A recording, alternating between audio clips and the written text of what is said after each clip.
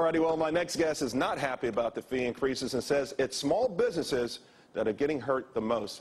Lloyd Chapman is president of the American Small Business League. Well, Lloyd, I'm sure you just heard that interview. Well, what are your thoughts?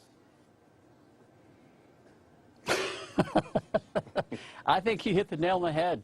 We're in the middle of a recession. The banks got, was it $2.5 trillion of our tax dollars to increase access to capital for small businesses. They're making billions, unemployment's going up, and access to capital to small businesses have been reduced.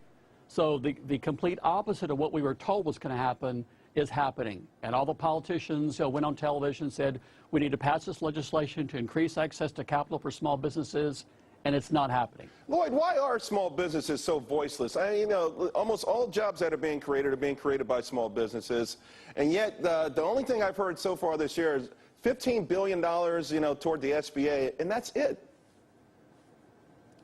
Well, that's a good question. That's one of my favorite questions. Why are small businesses so voiceless?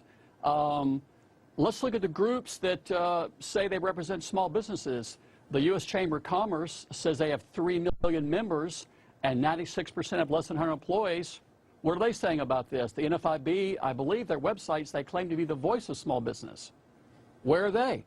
So, yeah, small businesses don't have a voice because all the groups that supposedly represent small businesses, in my opinion, are actually funded by Fortune 500 corporations and lobby for Fortune 500 corporations.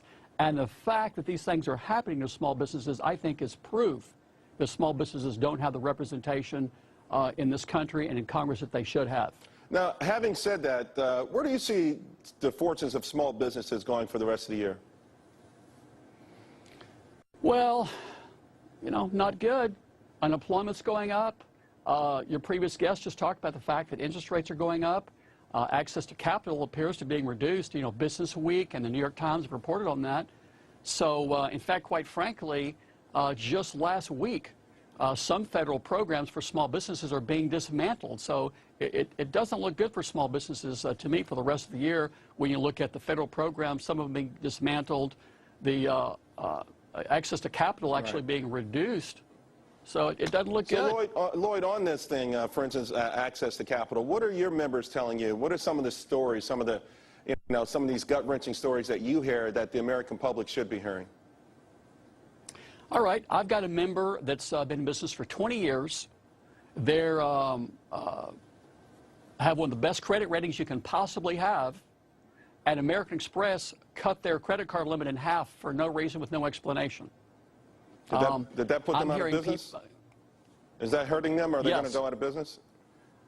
Oh, they're not going to go out of business, but it's not helping. Right. In fact, quite frankly, when I talked to this person the other day, they said, where's the increased access to capital? We spent $2.5 trillion to increase access to capital, and what I'm hearing every day is a reduction in access to capital. Lloyd, thank you very much. Listen, I hear these horror stories all the time, too. Keep up the good work. All right, thank you. All righty.